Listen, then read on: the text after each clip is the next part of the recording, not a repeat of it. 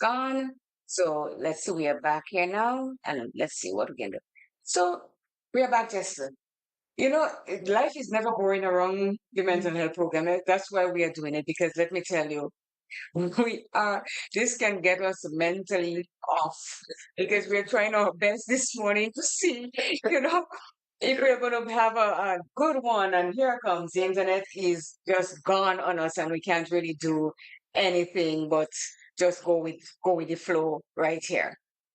I'm not sure if anybody's saying us, but I sent a message and I haven't seen anybody respond there. Lorna, Mary, anybody, if you're hearing or seeing us, please let us know, because we are back. The internet went off, as I said, all of St. Patrick's, but it's on again. So please let us know if you're here in NP. If you're seeing us or hearing us, let us know, please. Not sure who is here, but we want to know if some people are listening or hearing so that we can continue. Unisha is hearing us. Yes, thank you. Um, the internet is back on, Mr. Williams, so you can put us back on again. We came back because there was a problem right out here. Jenny, good morning to you. Through no fault of ours, we had to go off because the internet just put us out right there and then. But you're back on. So those of you who are listening on YouTube, you can go back in again and look for Take Five with CJ and Jester. And a true friend will always tell you the truth. This is what the program is all about today, how it's going to affect us mentally. So as I started before, so let's start again, Jester. He says, don't ask me if I am feeling blue. Ask me if I am depressed. I can't live like this. Those were the words I said to my mom a few months ago during a severe panic attack. She sat with me as I wrote it out.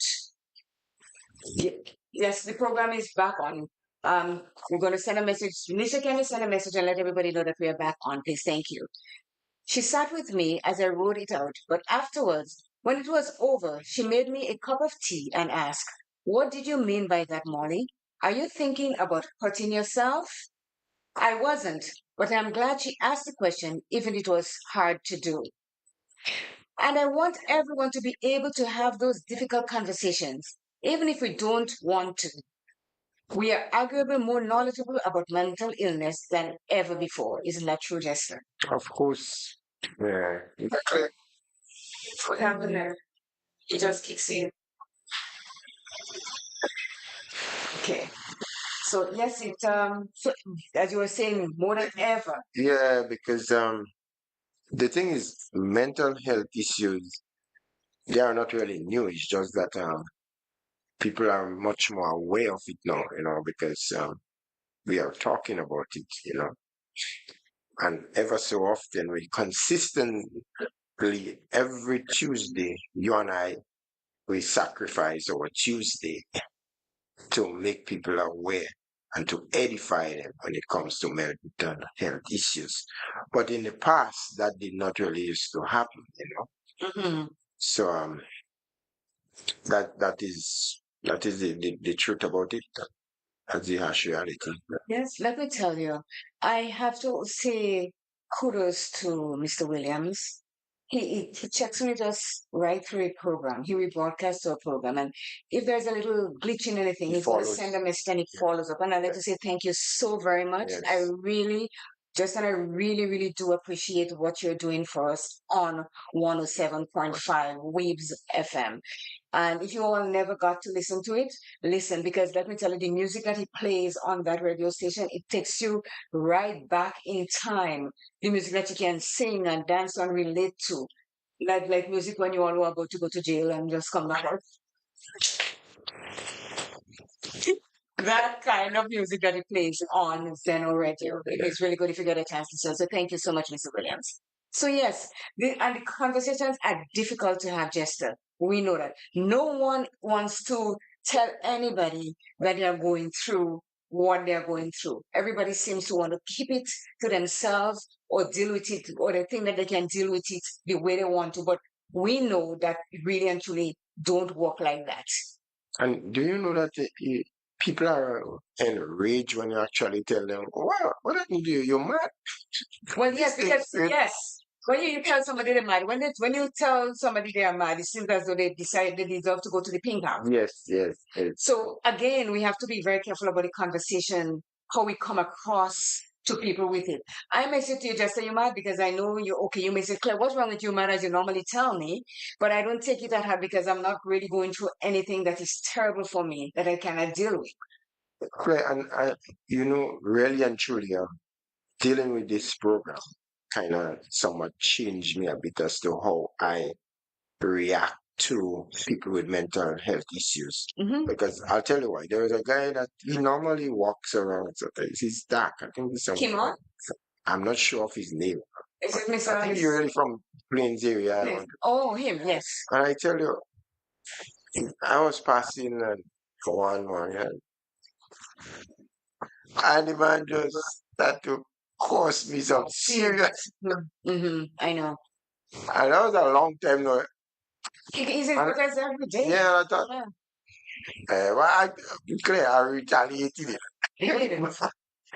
I'm telling you, I lash back out at him.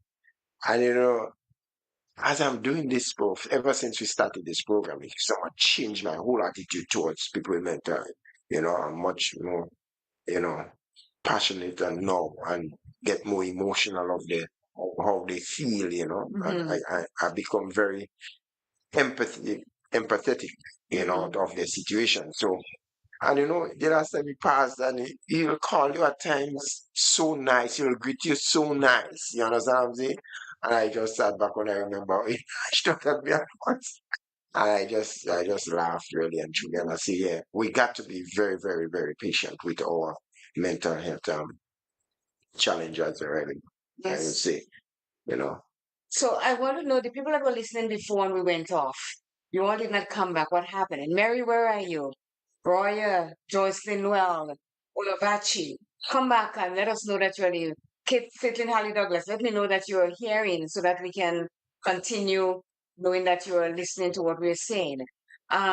It says most of us at the very least know someone who is affected and want to help. But the thing is, but often the thing that holds us back is fear of making things worse, of saying the wrong thing.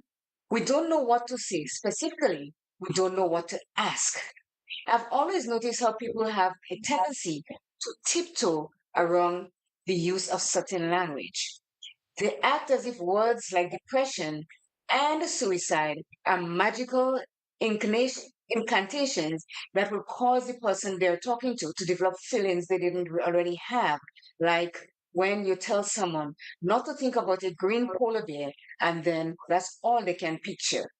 But as someone who has struggled with mental health, I want to say, please don't ask me if I am feeling blue. Ask me if I am depressed. Just, I don't know how you're going to look at it, but I've known you for years and you've known me for years. And I don't think you can accuse me of saying, oh, I dance around things with you. I come straight at you and ask you things or say things to you because I know who you are and what's the sort of personality and what I can get away with asking you. And you will do the same to me. So, what it's really saying is if you are a friend and you see something is going on, do not beat around the bushes and give me all kind of niceties, all kind of nice talk, and make me feel that you know you don't know what's going on. Ask me straight.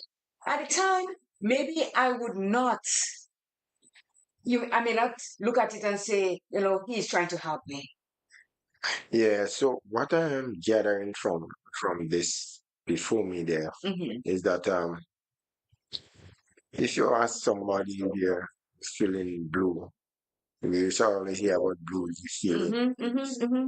It's somewhat you're more or less making the person feel kind of bad and dejected and taking things for granted. Mm-hmm. But I believe so what they're saying, if you ask them if they're depressed, it show more like you want your concern and want to help of that person's situation. Mm-hmm. That's the difference what I gather from this whole thing. Yeah. It says there's nothing wrong with using direct language. In fact, it can be enormously helpful, just like the conversation I had with my mom. At the time, I was thinking that the panic attack was never going to end, that I would spend the rest of my life gasping for air, unable to feel anything but the terror that was gripping me. Clarifying what I was feeling for both mine and my mom's sake enabled us to decide what our next steps needed to be. It is okay to ask someone if they're suffering from depression. If you notice signs, or to check whether they need to take them to the general practitioner or to the nearest hospital. Sometimes it is okay just to ask if they need help. Acting like this isn't a normal thing to do contributes to the deep stigma that exists around mental health. And we know, Jester, there is a stigma that surrounds mental health. It surrounds each and every one of us. And people are afraid to say that they're going through something. I am depressed or I am feeling blue, as they say. Yeah. We are afraid to say this because people are going to look at us as, well, how she looks like that. You see her every day and she looks normal. How is she going through this? She must be lying. Or she must be just looking for some sort of sympathy from someone. And that's the reason why a lot of people are not coming out and say that they are depressed. But if you're close to someone that you know, you will be able at some point to know that everything is not everything with them. Yes, and actually, I was around a social last week Thursday, and somebody was making a point that an individual came in there, she had a child, and to collect um, what the government usually provides for them at the end Hmm. of the month. And that person was actually like talking to themselves, like they were hearing voices, Like they So hallucinating. you realize that Everything is not okay. it is not well. And I know people, when we realize such situation is occurring, we need to look to help one way or another.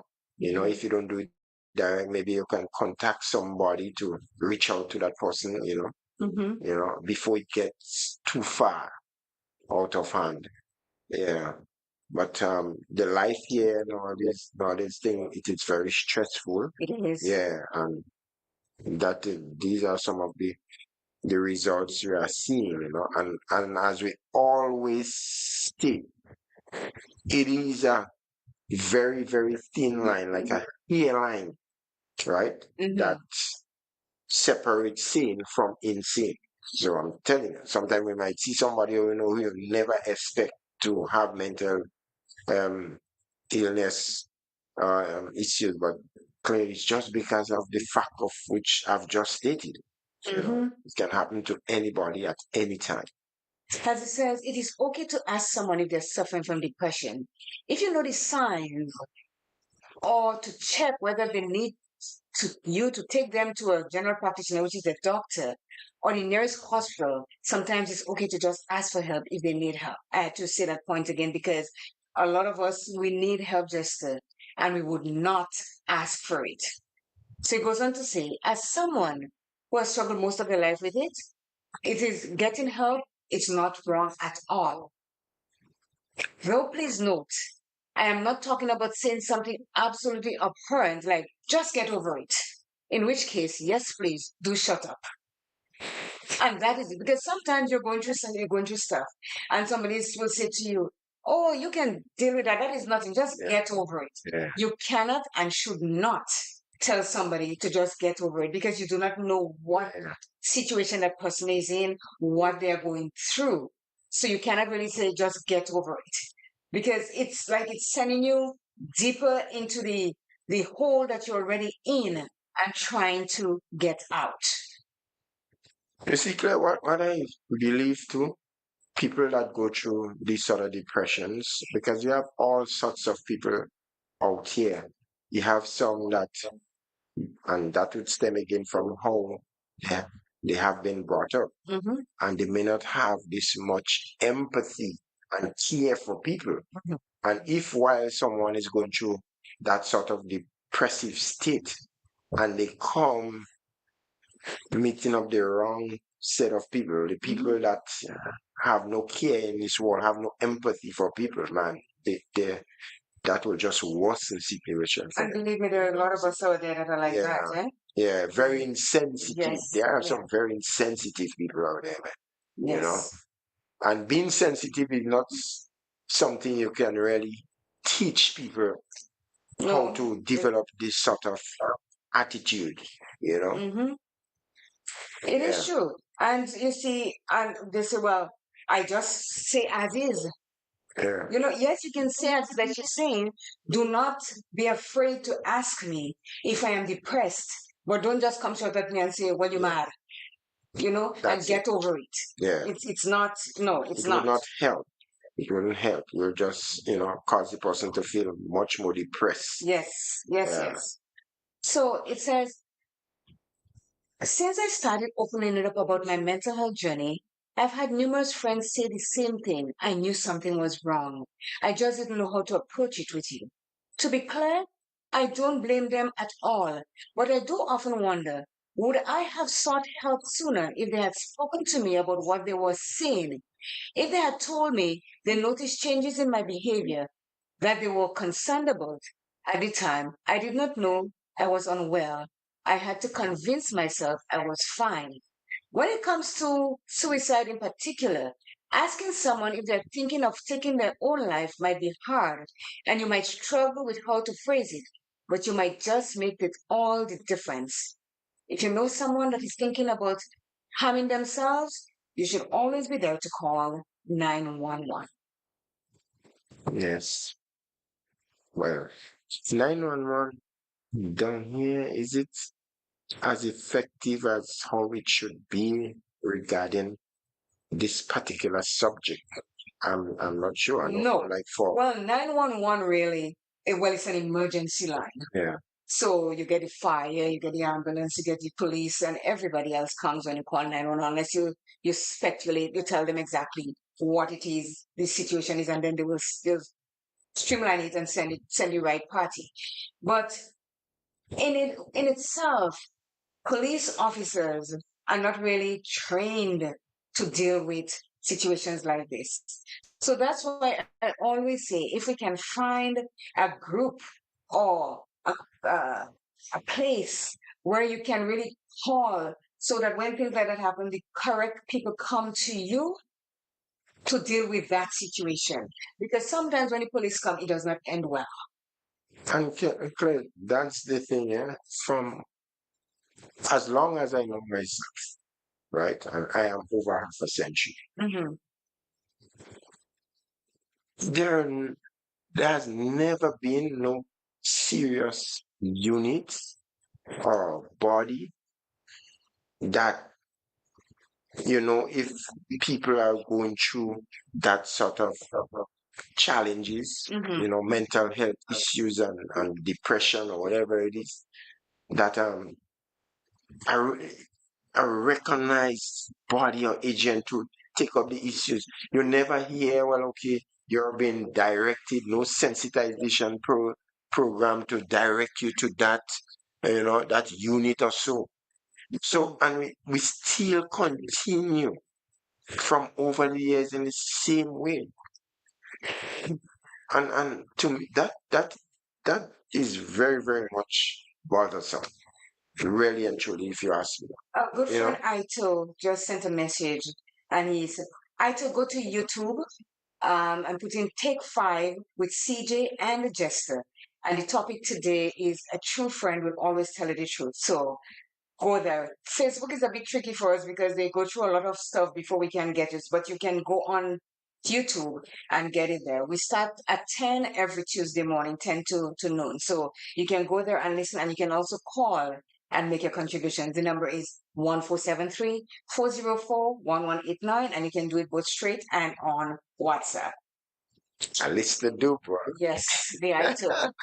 This is another one that The John Glenn. Yes. Yeah. So yes, yes. So you see, when you go through all of this, we have to do our homework to see if we can find a place where that exists where people can go in or they can call to say, well, Claire is being a bit irrational today. She's not being her normal self. Can you come to have a look and see if everything is okay with her and where she can, if you can take her in or take Jester in to get some help? Because sometimes when you catch it early in the game, it is not as serious as if it prolongs or then nobody pays attention. Exactly my point, because what usually happens is that the person will reach at a certain stage, and then next, they are being admitted to the pink house. Mm-hmm. And then in some instances, I believe they could have dealt with some situations quite differently, but maybe some of them, before you know it, they start getting the injection, and then And for all then you know, that's it. That's that's it. Yeah, they're done. yeah. Because they always have to go to get the injection. If not, they go out of whack. Let's take a quick commercial break and we shall be right back. Let me see. Oh, phone is ringing. Before we go to the break, we'll take coffee. Good morning, Coffee. How are you? Good morning. Am I live again? Yes, you are live. Live and direct. Experiencing some technical problem on my end. Happy to know that I'm alive. Yes. You see, just you just make a point. I think it's clear that you make a point. You see, yes, while you really do a very good service to the public by teaching people on mental health. In other words, you're creating the awareness. But yet, in our institution, as Jester rightly said, we do not have maybe that institution where people can be able to plead for help, or where everybody and most of the public can be able to have a contact number when you go into a stressful period and that mental period.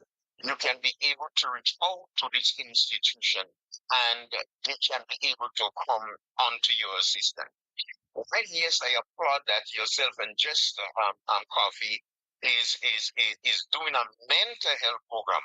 But sometimes when you watch in our society, especially you watch in, and I just ask myself the question: why many people that really suffer with mental health, they find them in the country, and even though it's in the country, they're heading into the city.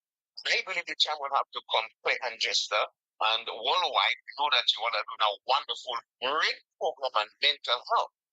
Maybe the time will have to definitely become when you all can be able to look for some areas. I'm willing, when the time comes to make a contribution, where we can have people to say, Clay and Jester is pulling that mental health. As a result of that, we heard they have a place in Sudnes, and we heard they have a place in Greenville where people can be able to come in and they can be able to do a therapy and they can be able to help people and educate people because most of the time we hear them on the air. So I believe the time will have to come where we can be able to create that atmosphere, clear and just when people can be able to walk in and say, well, I have in that problem. Yes, I from Mount Parnassus. Yes, I hear you on the air. Where could I meet you in person so we can be able to sit down and you can be able to advise me? And the reason why I want to come by you is simply because certain things I have to see, I cannot see on air. I doesn't know. I don't know if I make sense with that. I rest my case. Yes, sir. You make a lot of sense. So, but I understand what you mean. Yes. Coffee has made so much sense. And remember when you and I met with Casey, Mm-hmm. that was one of the points he had raised there, Mm-hmm. and exactly my point that Coffee re-emphasized in different words. Mm-hmm. Yeah, and maybe that might have to be part of the business plan in going Yes. forward. Yes. Yes. As you know, we have to develop the business plan, so that could be part of it. Because people, surely, we're dealing with this program. What Coffee is saying in his shop, right? We are dealing with this program consistently, right? And people, they will develop that sort of confidence in us, and they will be looking for us where we can guide them, right? To get good counsel and everything.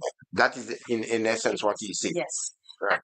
And that is true. I've always been thinking about it because, as it says, if everything happens up here, you head where? To the city. Yeah. Sometimes you take someone that, they start acting strange And by the time they get to the city, they're full blown crazy in that sense. Because I don't think you could just take them and take them to the mental home like that. They have to go to somewhere to get assessed and all that. But the time that it takes and the time that we on the street discover that that person is not well, it has gone far. And the person themselves, he or her, would not maybe have the thing in them to walk into a place and say, I need help, because they're already Yeah. fading from the mental faculty. So we, as the people, the Joe Blows on the street that see that, supposed to make the recommendation to the people that knows about it to help them so that they can be better people in the community. Because let me tell you, we know that there are a lot of mental people walking the streets of Cortez, St. Andrew, all over Grenada. And if one of these days, something click in them and say, take out Claire, they will take me out. You understand? And nothing is going to come out of it. You know why? Because they are mentally unstable. So if we catch them in a nick of time, it will be so much better. And I don't know where we have to start. If anybody knows where we can start to find place of people to help deal with it instead of having to go to St. George's when something happened. There are a lot of buildings in around the country that are empty that needs to just do a little cleanup or so and get people that knows about it. Like they have nurses, there are people that does all stuff. Coffee's calling back. Yes, Coffee, go ahead. Yeah, and then this is my last point for the morning. Because you see, the thing is, fucking from mental. And don't underestimate, don't underestimate Grenada. A lot of people with mental dysfunction. And most of these people that are educated with mental health is concerned, these are people that sit in the home with the mental health experience. These are the men who drive a bus with a mental health experience. I know a guy who specializes in mental health, but he's a farmer.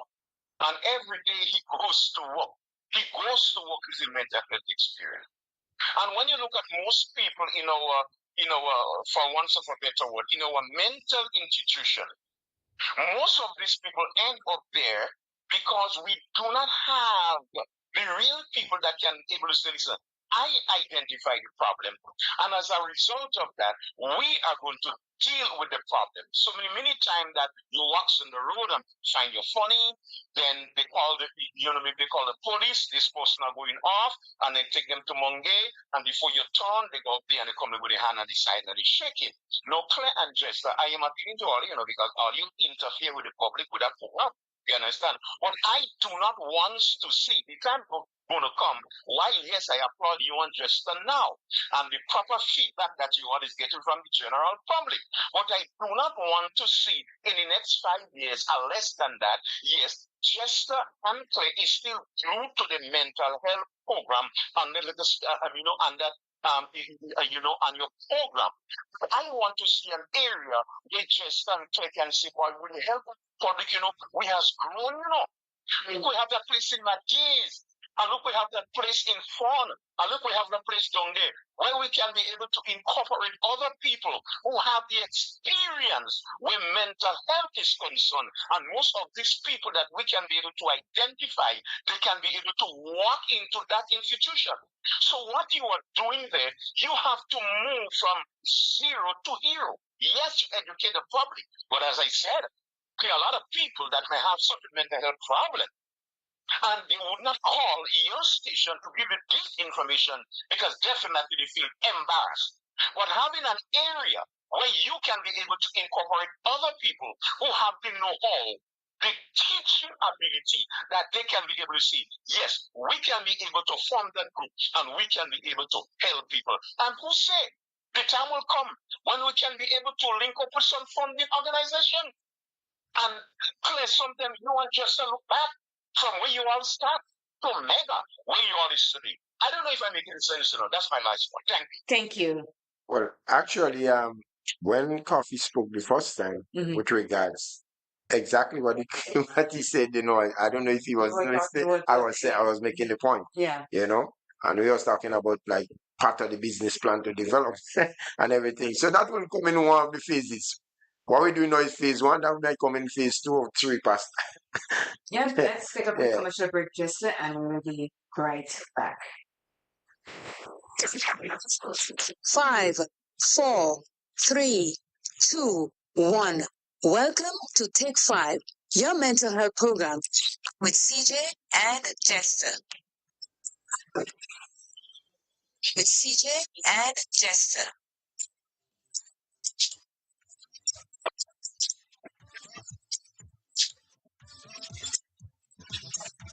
Mommy, when we going shopping? School on Monday and all my snacks done. Baby, worry not. It have the perfect spot right here in Sotes for all our shopping needs. We shopping smart with Smart Buy. Located on Main Street Sotes in St. Patrick, they cater for all our grocery needs. From laundry detergents, frozen meats, hygienic supplies, up to snack items, they've got it covered all at reasonable prices. For more information, call Smart Buy today on 442-9219. That number again, 442-9219. They're open Monday to Saturday for all your shopping needs. We shopping smart with Smart Buy.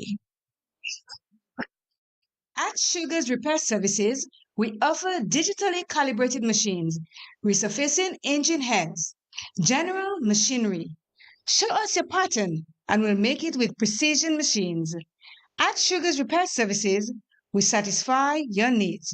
Just ask and it will be done. Call us at 473-418-1845. Sugar's Repair Services, located at Lower Marley, St. Patrick. Are you looking for a store where you can find almost anything? Well, look no further. Right here on Main Street Hotels in St. Patrick, Little England has it all, or almost all. They have everything 220. TVs from 32 to 75 inches, refrigerators, cookers, air fryers, electronics, toiletries, baby stuff, and even stuff for your pets. Come in for a visit and you'll sure to find something. Call us at 473-421-8008. That number again, 473-421-8008.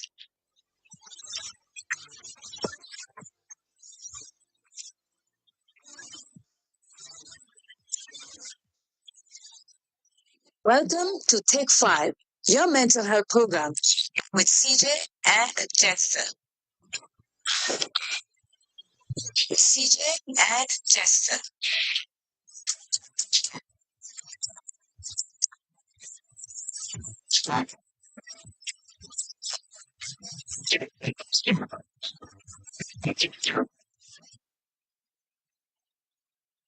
And Jester, we are back again. I think coffee could be putting us in sort of a trouble by telling us we have to do this and we have to go from zero to hero and all this kind of thing. um, I don't know, coffee, so yes, he's smoking, he's smoking. I know. I totally believe what he's saying, which makes a lot of sense. And these are things that we talked about that we want to do, but like everything, it takes time. Well, It takes time to build and everything else. Because when you look around you and you see what is really going on with a lot of young people, to be size, it breaks your heart. It really does, because they can be helped before they get to the situation that they're in. And we're not going to say that, okay, it's something easy to do, because we know it is not. But hard work, discipline, and determination will get you where you have to go. And you cannot do it on your own. You have to involve the whole community, because the community belongs to each and every one of us. But interestingly, it's not, coffee is not the first person that is actually pointing us in that direction. Yeah, that is true. Yeah. That is quite true. Um,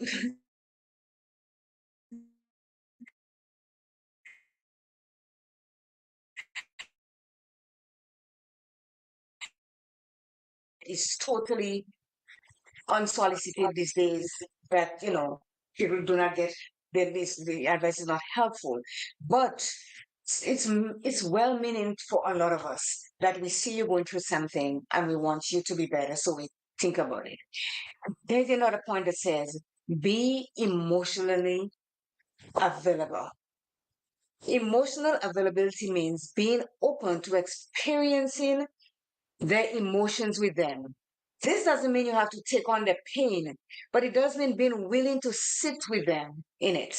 This might feel uncomfortable at times, especially if the emotions are intense. However, by being emotionally available, you're offering an invaluable gift, the reassurance that you're not alone in the struggle. And here are the tips what they come up with. Let them cry or vent without you trying to change the subject. Offer comfort through a simple phrase like, I am here with you. Or even nonverbal support like a hug or holding their hand if they're comfortable. Sometimes words fail.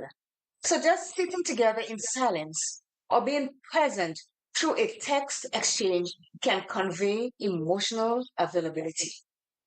So there are ways that we can really help someone when they're going through that tough time of depression that is affecting them mentally.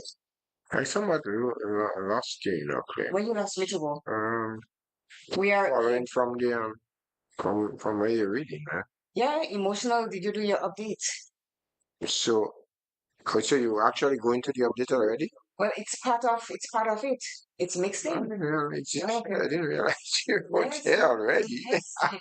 Because your phone is a bit slow. You're not following up on what it is. So it says, I once have someone very close asked me, have you tried just thinking more positive? What do you think about that question? I am going through a situation mentally. I am in depression. Is that, you think, the right question to ask me? Have I thought about thinking, have I been thinking positively? Can you repeat that question for me, I please? once had someone very close to me ask, have you tried just thinking more positively? Yeah, someone they ask if you try thinking more positively. Mhm. When I'm going through the situation that I'm going through.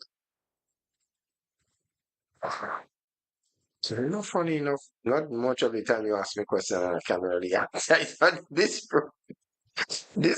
because if somebody is going through that type of depression, so how do you expect to ask them that sort of question for it?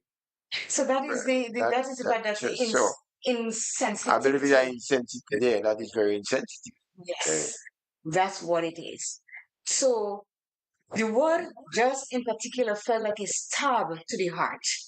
It minimized what I was going through.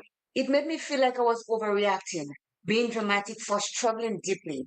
It made me feel like I couldn't talk to them about it again because it was so clear they didn't understand mental illness at all. How can we best be there for people struggling? So you don't ask those kind of questions. Have you tried thinking positively about what? When I am going through what I am going through, Yeah. how do I come up to think positive? It's not that I put myself in there. I cause the depression on myself, and I could just go in it and go like that with a snap of a finger. It is a process, and that's what they're saying. That if you are a true friend, you can come out straight and ask the question: are you depressed? Don't ask, are you feeling blue? Because what does blue mean? I could feel green and start to throw up too. Because when you're green, you're starting to let go your ego. So come out straight. And if you're a true friend, you will do that. But if you call yourself a true friend and ask me if I think about this positively, that means you don't understand who I am and what it is that I am going through. Of course not. I mean, how could you dare? I mean, if you understand the person's situation and what they have to endure at that particular point in time, how could you come up and ask them such question? It's just to me really, really, really pathetic. Insensitive. Yeah. That's what it is. It says, for one thing I have, Whatever you're thinking of suggesting, I've tried. For another, it assumes there is a silver bullet for anxiety that I've just haven't found out yet. So a lot of us go through anxiety attack, including me. And sometimes when you're anxious about things, your body goes, your when you call it your enzymes, it just go haywire. Everything in you think differently because you have no control of the way you're feeling. And if you were to come and tell me, Jester, okay, just snap out of it, I might snap you instead. You understand? Because you do not know the feelings of what I'm going through in there. Instead of you trying to reach me and ask me, what are you feeling? How are you feeling? And you say to me, snap out of it. That is not the proper thing to do. Yeah. It says, the day I told my mom I couldn't live like this wasn't my last panic attack. But thankfully, because of the journey I was already far into, there are now fewer and further between, though no less scary. I still have days where it's hard to get out of bed, but now I have tools that help. I take my medication, I journal, I take cold showers, and I meditate. I go to therapy. So it's coming down to the nitty gritty of it now. Now, when you're going through those suggestions and you feel all alone, because you do feel all alone, and then she had a mom to help her go through to cope with it. Now she says she's having the panic attacks are still there, but it's fewer and fewer now because you see, she has come to know what to expect from it and how they can deal with it. Medication. She took the medication because some of us we do not. We have an issue about taking medication. And I, for one, don't like taking medication at all. But there are certain things that you have to take medication for to help yourself. You cannot go all out and say, no, I'm not taking it. And a lot of people that we might see walking around is because they have not been taking the medication that was prescribed to them to help them to cope with whatever it is that they're going through. If they have someone in their life that can help them or encourage them to take the medication, then they will be better. She also said she does a journal. She writes. And this is a big thing when you're going to therapy. They ask you to write things, how you feel, how you think you can cope with whatever you're feeling, and which way you think you might be able to help you best. When you start writing and then you read it afterwards, you can question yourself and say, am I in that place where I want to be? Or do I still have ways to go? Okay, Claire, for many people out there who don't really realize, some of the most brilliant minds I have been around and been in conversation with were and are, because I know a fool died, right? The most brilliant set of people to reason with. It, I'm telling you, man, it's amazing. I remember that guy, Chris Edwards. He went missing, and up until now, they have already come. I heard about him. This guy, despite he had mental um issues, but this guy was one of the most brilliant guys I ever came across. Talk about basketball more than he did. And he was a real good player of basketball. Right? He used to be in the States. I'm telling you, seriously, this guy was really, I used to tell him, Peter has been a genius, really and true. So it's fun to be around these people. I'm telling you, you're not, for one, on the serious side of things, you could learn quite a lot, right? And apart from that, there are those that are very, very jovial and they go around with a great sense of humor, you know? So these people is not all gloom and doom for them as we sometimes make them feel. No. You understand what I'm saying? Yeah. There's another point she says, I take cold showers. What cold showers does to you, it wakes you up. I don't know if you know that if a child or person, individual has really, really high fever and you take them to the emergency, they have a bathtub with ice and you just dump them inside there to just cut it and just wake them up. Cold showers open up your pose and everything. So it kind of revitalizes the person. It shocks you into coming out of maybe whatever it is that you think that you cannot get through. She also says, I meditate. And meditation is a key because you always have to think about where you are in your life, where you want to go, and where you came from. And if you start from where you came from and you tell yourself, well, I don't want to be that person, you are going to work towards becoming who you want to be and not who everybody thinks that you are. She also says, I go to therapy. And that's the thing, Jester. A whole lot of us, when you look at the word therapy, and we think that, well, I must be mad for me to have to go to therapy. Yeah, I'm insane. But no, which is a misconception. totally. When you seek help and you go to therapy, you are asking, you're telling yourself that you want to be better. You do not want to be in the same situation that you are right now. You want to become a better person. You want people to look at you and know that you've been through the depression, you've been through whatever, and you have made it out. And it takes a while. Sometimes you only need 2 sessions. Sometimes you need 3. Sometimes you go for years because you do not have the confidence as yet that you are going to make it on your own. So it's a whole different ball game when you talks about therapy because not every one of us have the mindset to want to go get help. Maybe if we use another word besides therapy, people might go, but once you hear the word therapy, everything goes off in your brain. People will think I'm mad and I'm not going, and I don't want anybody to know that I am going through that. But I don't think they should because when you go and you look up the word therapy, um, part of the meaning of therapy is like care. It's to care for, really, Mhm. you know? Yes, it is. Just that we should take a break and come right back again. So let's go here. 5, 4, 3, 2, 1. Welcome to Take 5, your mental health program with CJ and Jester. With CJ and Jester.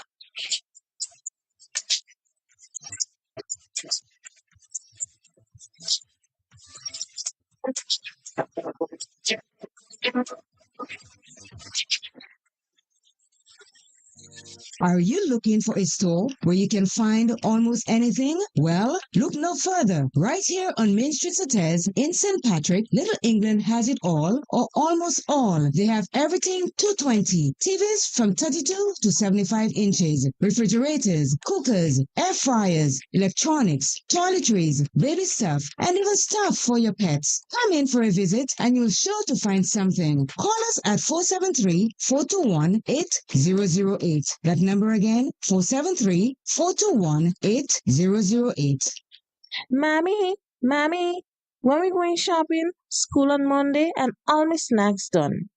Baby, worry not. It have the perfect spot right here in Sotes for all our shopping needs. We shop in Smart with Smart Buy. Located on Main Street Hotels in St. Patrick, they cater for all our grocery needs, from laundry detergents, frozen meats, hygienic supplies, up to snack items. They've got it covered, all at reasonable prices. For more information, call Smart Buy today on 442-9219. That number again, 442-9219. They're open Monday to Saturday for all your shopping needs. We shop in smart with Smart Buy. At Sugar's Repair Services, we offer digitally calibrated machines, resurfacing engine heads, general machinery. Show us your pattern and we'll make it with precision machines. At Sugar's Repair Services, we satisfy your needs. Just ask and it will be done. Call us at 473-418-1845. Sugar's Repair Services, located at Lower Marley, St. Patrick. Are you looking for a store where you can find almost anything? Well, look no further. Right here on Main Street Hotels in St. Patrick, Little England has it all, or almost all. They have everything 220. TVs from 32 to 75 inches, refrigerators, cookers, air fryers, electronics, toiletries, baby stuff, and even stuff for your pets. Come in for a visit and you'll sure to find something. Call us at 473-421-8008. That number again, 473-421-8008.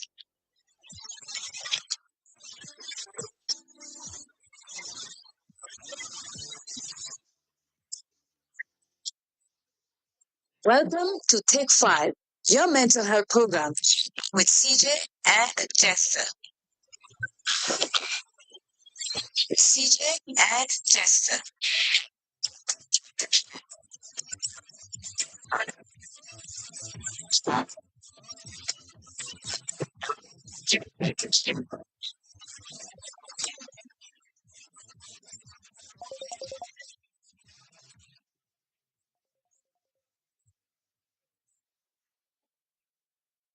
We have that.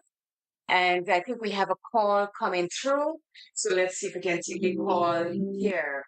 Good morning to you, and how are you? Hi, good morning. I'm fine. Good.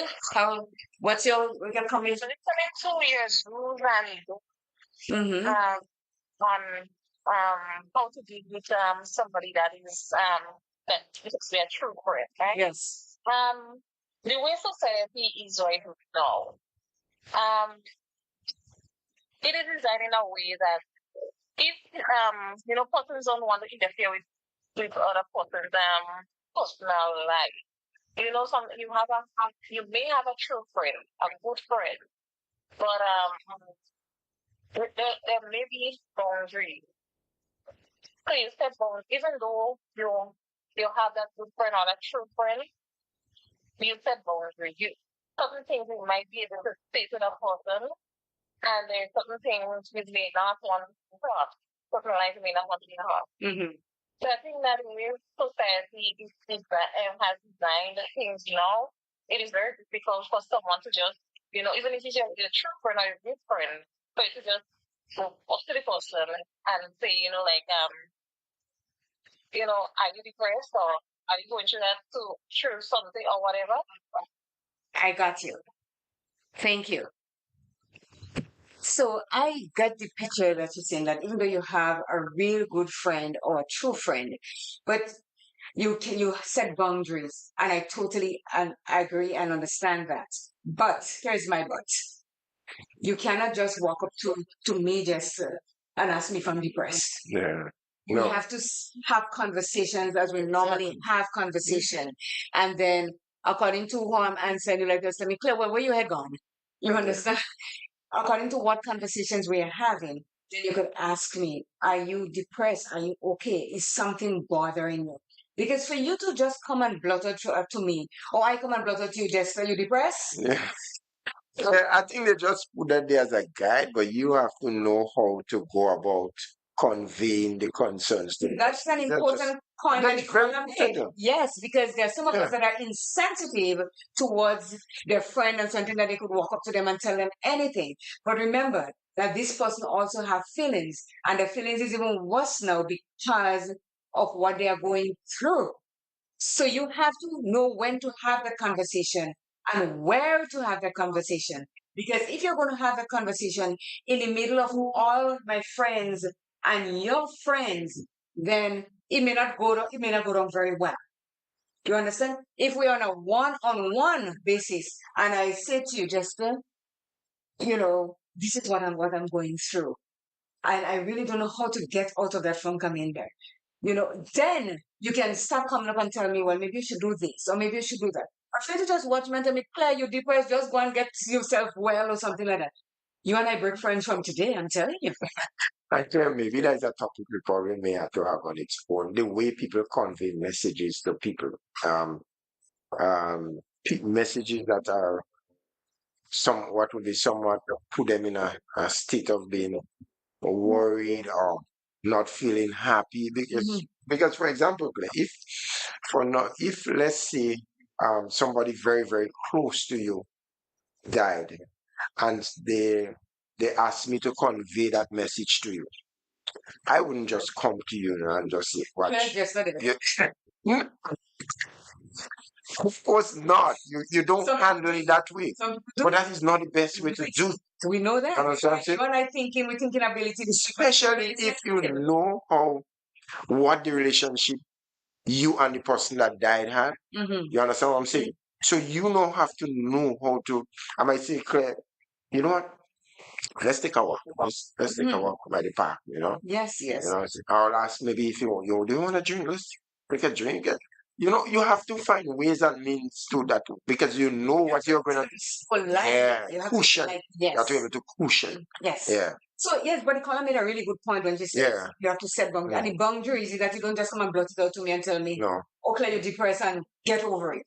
You have to know who you are and who the person is to have that kind of conversation so that you can build from there because you will in yourself will know now that that person is really trying to help you instead of just making you feel like you're crazy. She says, no one is as committed to my mental health as I am. Before you ask someone else a question, ask yourself one. Am I doing this for them or for me? Am I asking this question because I need to know if they are safe? And if they aren't, I need to know how to get them to safety. Or am I doing this because I want myself to feel better by being helpful and offering them a quick fix? When you have done that, still talk to them because you can ask yourself those questions. You can really ask your friends that question. Are you okay? You know, what you're going through. But am I doing it? Some of us as friends, we ask questions because we just want to know the information. Not really, we don't really want to help.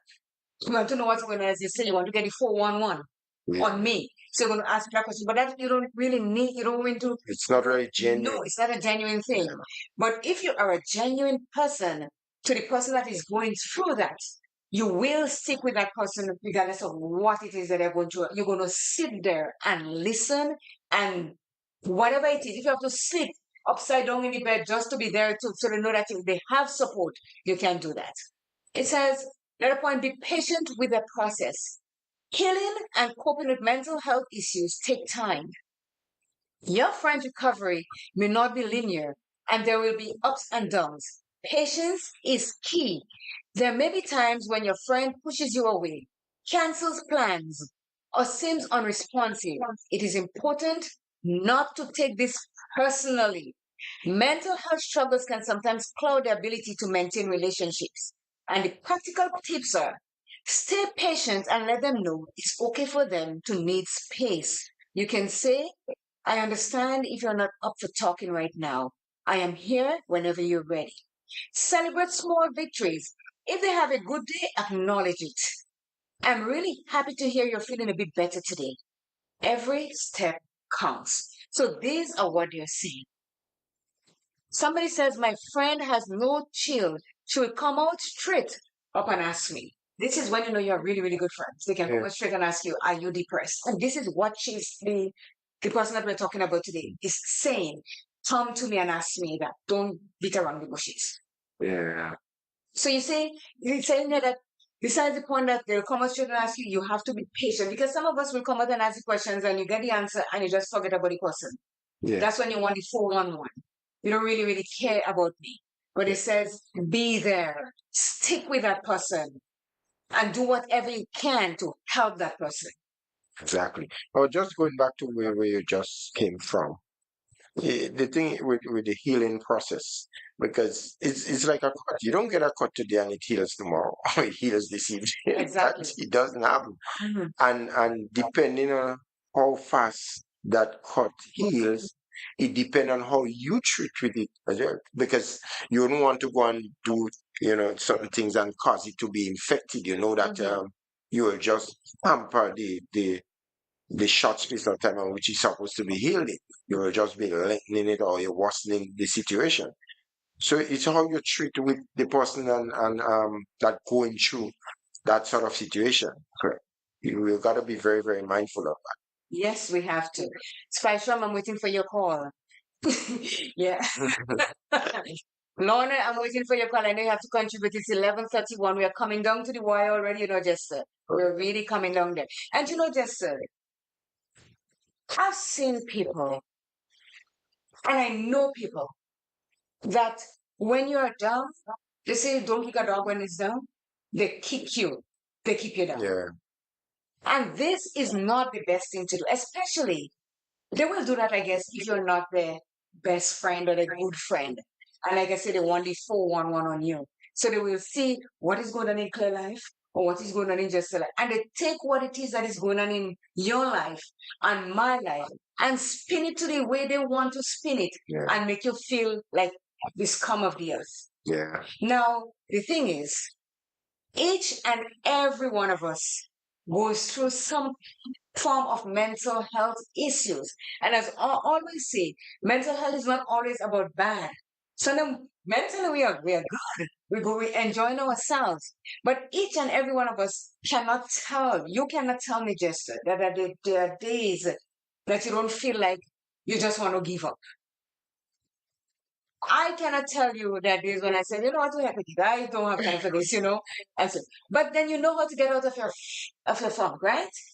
But when you have people that are willing to just keep you down and make you feel the worst, even though they know that you're going through your tough times, these are the people I'm telling you to stay away from. They are not there to help you mentally. Because the thing is clear, as life progresses, as you live on, you don't know what situation that will pop up on you. You just you don't know. You understand? And that's the thing. Yeah. We are in a good position today, and we are healthy, and we are happy, and everything is going our way.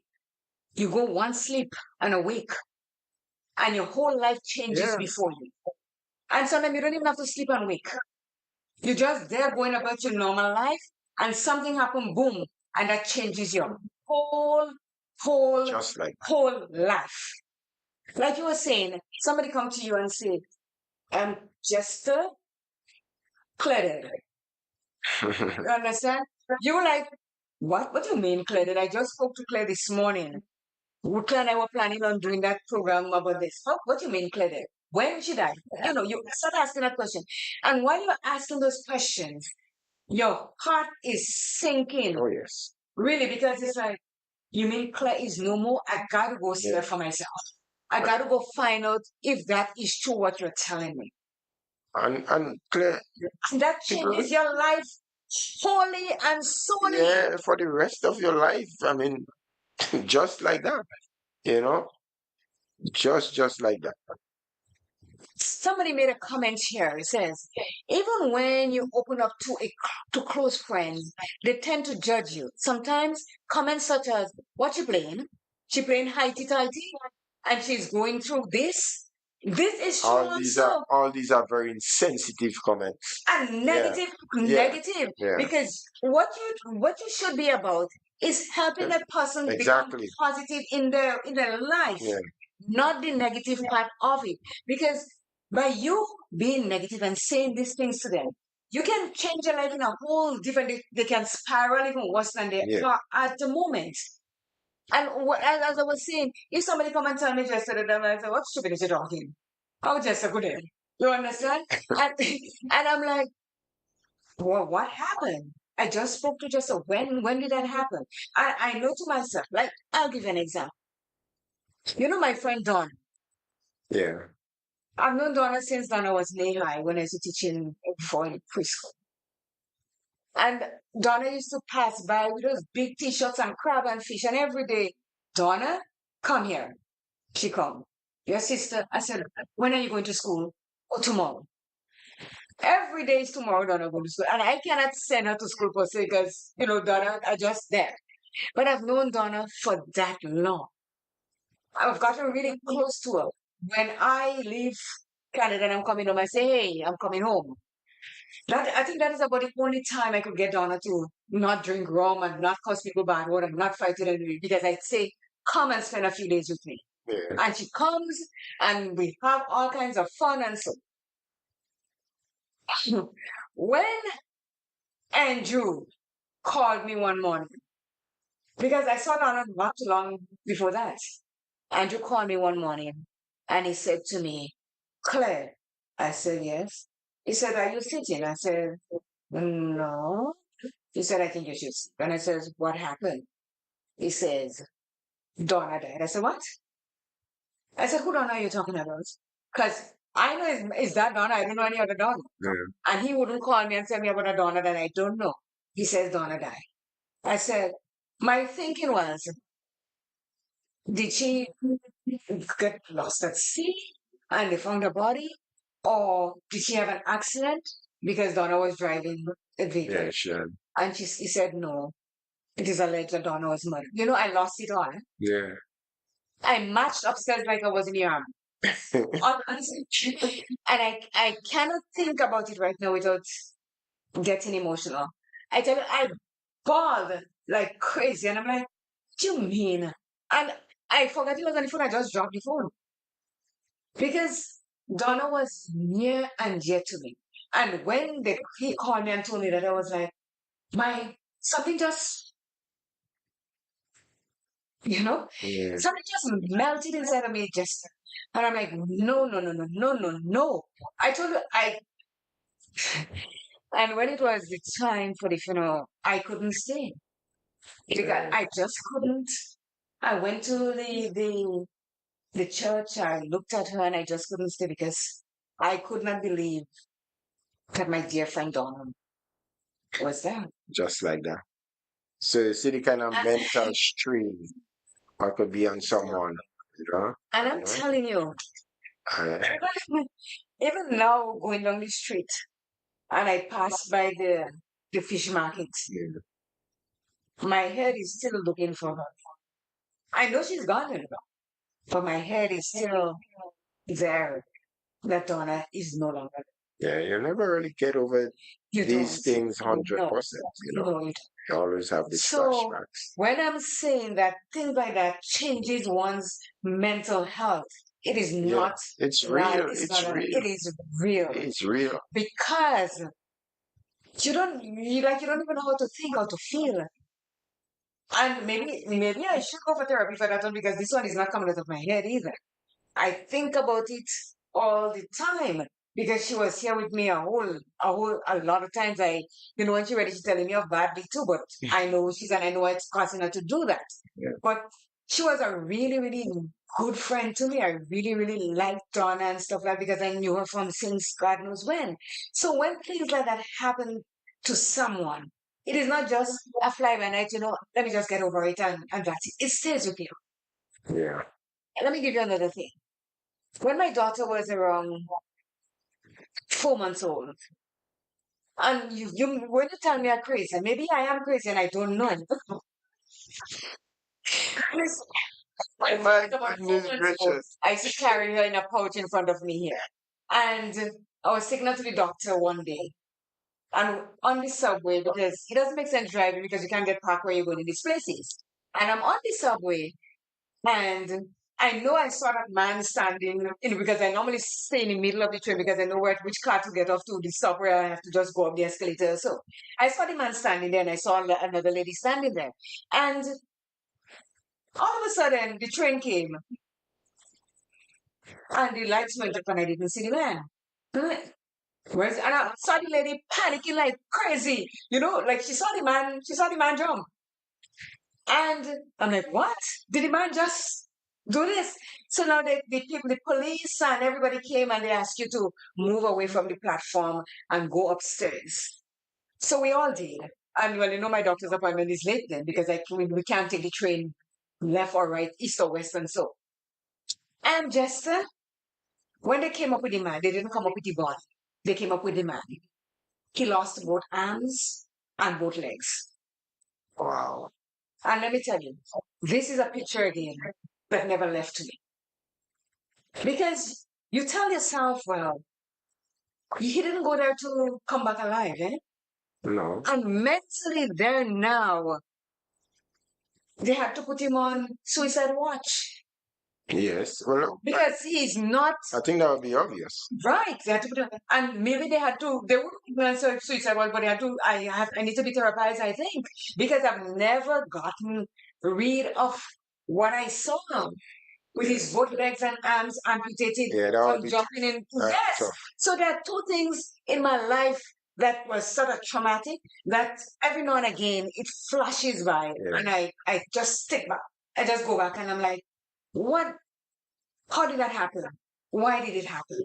You cannot, a lot of things you cannot question, but you have it in your mind. So when people are going through mental health issues, do not take it for granted and do not take it as though it is something that is just easy for somebody to get over with. And that's the next thing, Claire, what I realize, like when there are tragic events, you know, people take these photos and them and they just send it all around. Insensitivity You know, again, if insensitivity. if they only know the amount of damage they are doing, Because it wasn't mental strain on the the families. families of this. Because sometimes if I went across the ravine there or and I jump, I fall and knock my head, and you pass in and you see me, you don't help me anymore. You decide you're taking pictures to post because you're the first one there to say, I got it first, that I saw Claire fall and knock her head. You're not thinking about my children that didn't hear Yeah. that the mother fall and knock her head and die. You're not thinking about the other relatives, my family, my immediate family. You're not thinking about that. So think about when you're doing these things, how it impacts the lives of others and not yours. Don't be so quick to take out a picture and post it because, oh, I saw it first and I have to let the world know that this what happened to Claire. No. Come back to your compassionate nature and see if you can help instead of fighting to post something first. You understand? This If is that what is is not happening because all over. and this is just so ridiculous. I see rather than they run to help the person, they're Taking prefer pictures to post. yeah. To post. Oh my God. It's just so sad. Here's the other one. Be patient with the process. Healing and coping with mental health issues take time. I think we did that one because yes, so I think I scrolled down a bit much. So what it's saying here, you are when you're going through mental distress and so you are going to mess up gesture. Yeah. You have probably already messed up and you're not going to get it right every time. Not every time you're going to get it right. But please don't leave the people you love to face mental illness alone because you're not too afraid of because you're afraid of saying the wrong thing. Sometimes say the wrong things to get it right, to get the help that they need. No one wants to know or want to hear, oh, Claire, you're suffering from this. I might deny it. I say, what are you talking about? Yeah. But when it comes down to the wire, and if I am honest with myself, and I know to myself that everything is not copacetic with me, everything is not kosher. Now is the time for me to question myself and say, is what Jester telling me the truth? Do I want to accept it as the truth? Or am I going to go under a rock and crawl under there and suffer in my silence and knowing that I am not well? Sometimes you got to have the hard conversations with the people around you that you love. Yes. And not only those that you love, those that you care about, in a certain way, because you cannot love everybody. There are people that you care about, and there are people that you just see, and you see they're going through a hard time, and you can help. Don't just walk by, because today is theirs. Tomorrow Might might just be be mine. yes. Yeah. And that's it. That's the whole thing about it. I remember my grandmother used to say, never be ungrateful to people that do good for you. They may do one good for you and 20 bad. Always remember that one good. And I've lived like that, grew up like that. And that's why when I talk to people and people might even family members that of mine say, you know everybody. I don't know everybody.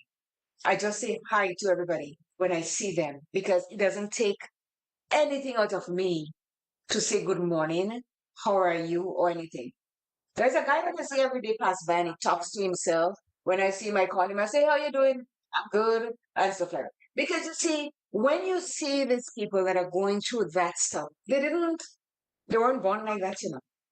Yeah. So, but if you ask me, when it comes to ungratefulness, Mhm. so there are 10 commandments. I believe that one should be 11. Thou shalt not be ungrateful. Ungratefulness is a sin.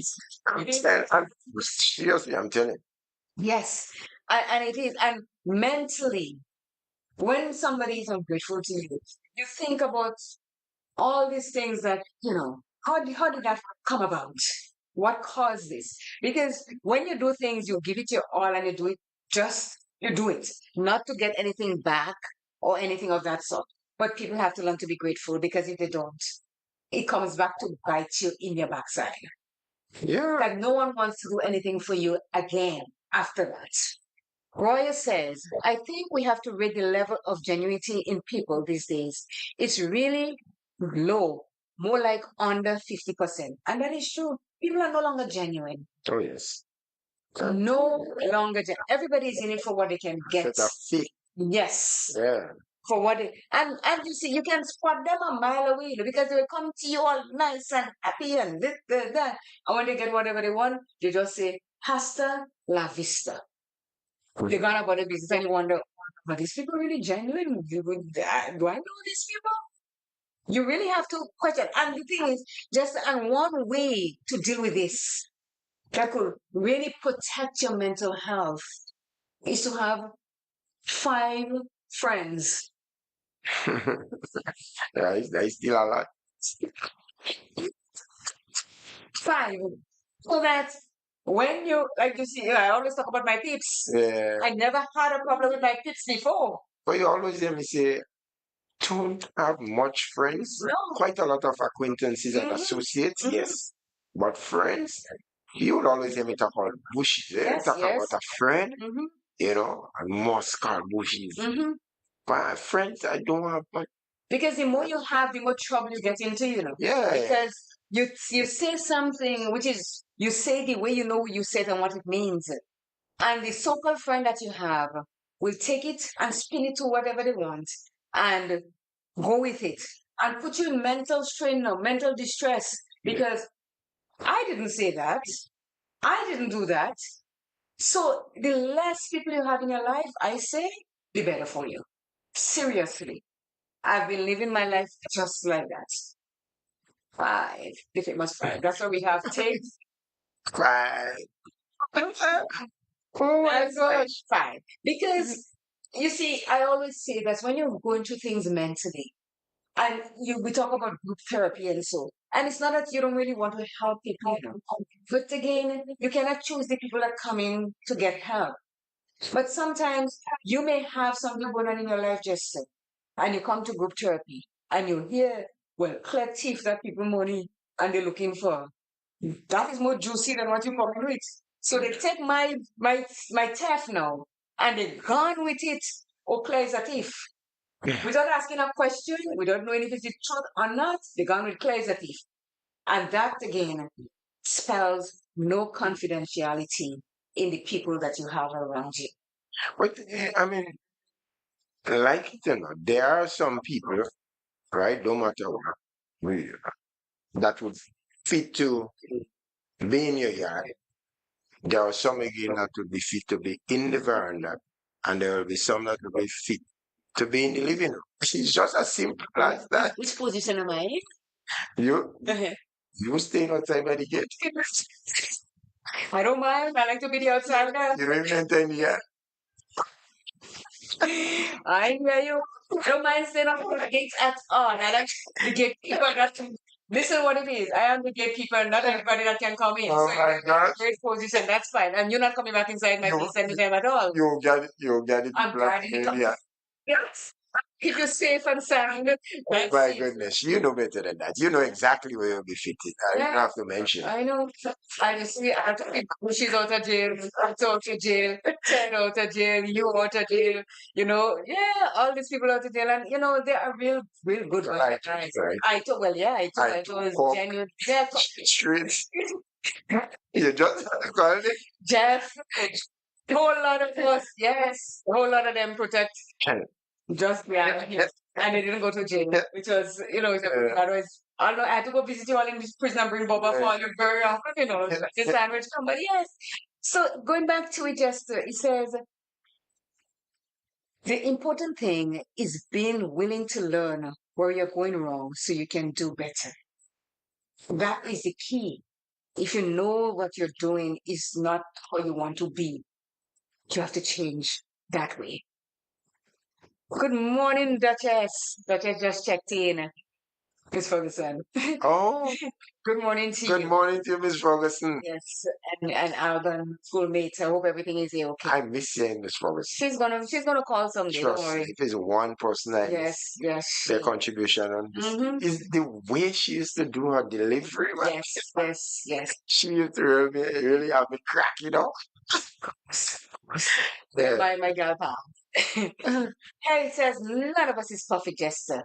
Most of us are not mental health experts. We know that Yeah. because mental health experts need somebody to mentally psychotherapize them also. Because Believe that? because when you deal with the people that come to you, Jester, with all the problems, although you went to school and all that, you're only human. Yeah. Sometimes you need to be therapized. Not a joke. I'm telling you. Yes. You need to. It's like if you're a registered massage therapist and you keep massaging everybody.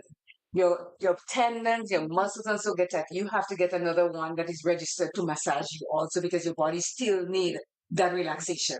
So even though you are a therapist for people with mental health issues, you still have to get therapized at some point in your life. You know, because I believe people like you who deal with that, they ought to be very, very strong and very special. Yes, yes. But I guess the training would kind of Mhm. sort of, put them in that sort of position and let them know what to expect. Because when you have to hear all these stories and things, it's When you're going to sleep in the night, you hear voices like you're hallucinating yourself. yeah. You know? Yes. True. So here what it says. It says, we are not, most of us are not mental health experts, but here where you can be a mental health expert, but we can be experts in the lives of the people we love. We got to be there for them. This is where it comes. Like a child, a parent is sending a child to school and they expect the teacher to be the parent as well. You have to be the parent first and take care of the needs of your child before you send them out to the school so the teacher can continue what it is. So if we have loved ones that are going through this tough time, be there for them first. Be their first expert before they can go to the therapist. They have to learn to talk to you first about what's going on. The most important thing is that you listen. Sometimes all you need to do, Jester, is to listen to them and not say anything because all they need sometimes is a listening ear. That's it.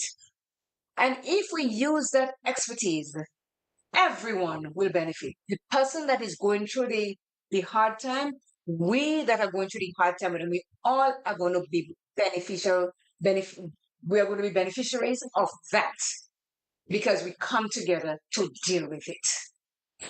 And this, Jester, is where we, you, me, every one of us have to take 5 to meditate, to reflect, to love yourself, to breathe, and to be there for the persons and people in and around us to make them better for the future. And as Coffee says, we will strive to see if we can find places or people that we can come together with to make it better because like it's going to be your turn today, Jester. Yeah, because No one knows what tomorrow is holds for any of us. and people better become more and more conscious of the whole mental health situation. And sometimes when one person become a mental health patient, it can affect you in so many ways. Let's take for example, today, I have my daughter, you have your daughter, and for some reason she might be involved in some relationship and she she met that sort of unexpected disappointment, and that can throw people off the radar. And she now becomes a mental health patient. Now that now started change in the whole the whole dynamics of your life and livelihood as to how you normally function. It is sad, So, just that when one person is sick in your family, your whole family is sick. Yeah. Because whatever they go through, you're not the only one that's going through. Like somebody go and commit murder outside there. That person may commit murder, but the whole family circle commits that murder too. Because they have to go to lawyers, they have to go to this, they have to go to funeral, all kinds of things. So it's a tight-knit thing that when one person is sick, everybody else around you is sick. So when we see somebody's going through mental health issues, we are all going through it. I might be walking you looking sane, but I'm mad like hell. They just haven't give me the needle yet. I give you the label long term. Well, I know you'll give me the label long term. So far, holding my own on this. I'd like to say thank you. It's 3 minutes to the hour of 12, Jester. You would not believe this. Wow. And I'd like to say thank you to each and every one of you that checked in to listen to us this morning on Take 5 with CJ and Jester. We are really, really appreciative of you doing this because we can only try to make it better and better every week. We've been through a lot of glitches and so, and today we thought that we were going to be okay, Jester. We had everything done, and here comes the internet, boom, we gone. We set us off again through no fault of ours. But we really like to say thank you, and we want you to continue to do this. So please subscribe to the channel, share it with your friends, your neighbors, and like it so that we can continue to bring the hard topics that no one wants to talk about when it concerns mental health issues. That internet was just testing our mental Health, yes, resistance. yes, Really. yes. Claire, I would like to apart from bigging up all our listeners and viewers out there of the program who have that huge appetite for it, our sponsors, I can't stop making mention of our sponsors, Smart Buy, Sugar Repair Services. Yeah, we have Cash Frenzy. Oh my gosh. And they had a brunch on Sunday, Cash Frenzy, that done at Tipsy Bar. Yeah, that's on the back of the mall in St. Tears. And they have a big bingo coming up on the 1st of December, like $200,000. Yeah, so I should look forward to. But she's supposed to be finishing us with some information, and she has not done that. Maybe she need a tool a bit. And thank you to Weaves FM 107.5 for always being with us here and keeping on the ball. And he will do a rebroadcast later on. He's going to send it out when he's going to do it. Mary Olovati, thank you so much. We will try to keep up the good work, and we love each and every one of you for listening. Thank you so much. We have come to the end of Take 5 on Tuesday, 29th October 2024. Next week, we'll have another topic, which is going to be very interesting. I am working on a topic right now. I already worked on it. I spoke to a doctor, but he's going to be away for us. So when she comes up, we are going to go to talk about the cognitive mind that get damaged and what happens. So that won't be coming next week because she's away. But the following week, I am going. When we cannot do topics that we are going to just say for ourselves, we get the professionals to help us because that way everybody can understand. But I like to keep things grassroots so that people cannot come and give us big words and let everybody just go in la la land. So that's what it is. So thank you so very much. Until next Tuesday, God will, we will be back here with each and every one of you. Welcome to Take 5, your mental health program with CJ and Jester.